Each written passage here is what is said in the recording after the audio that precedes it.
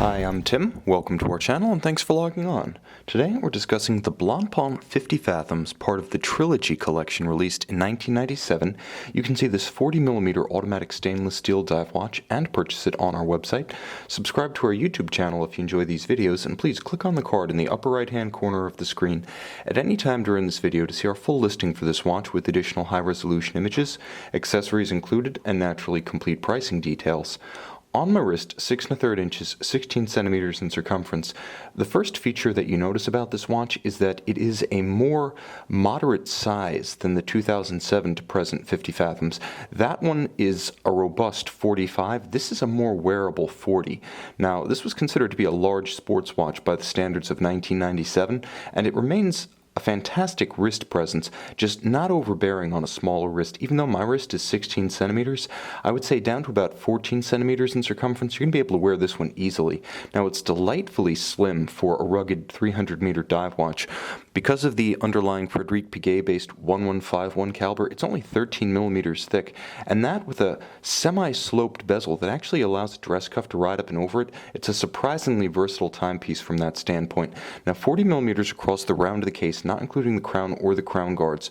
The watch has a good span across the wrist, but again, not overbearing. 49.5 millimeters from solid end link to the opposing solid end link on the other side of the case.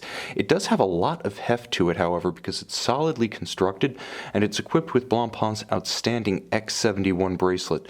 Now, you can see that the case profile and short lugs means that it really does wrap around a smaller wrist. Solid case back means it's quite heavy. Sapphire is actually a little bit lighter in that respect. So you have that satisfying premium pull of a solidly built luxury watch.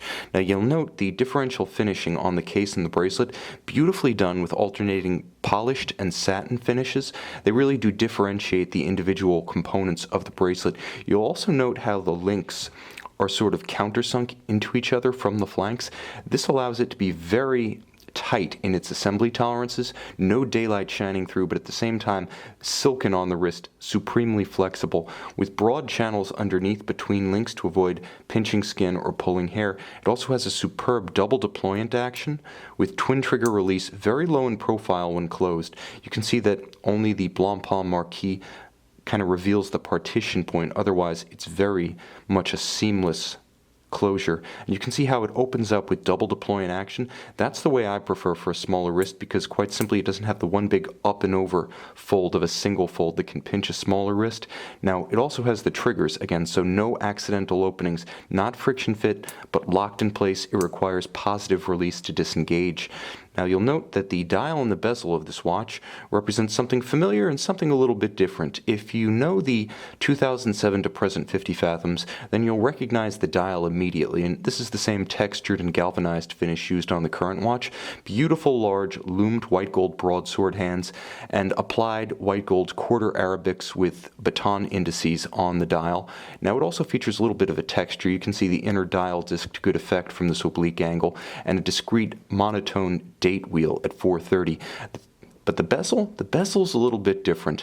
Now, it is unidirectional. It is a true dive bezel in that sense. It is not loomed, nor is it filled with any kind of ceramic or anodized insert. It's a relieved metal piece with a matte metallic finish and raised and polished indices and Arabic numerals.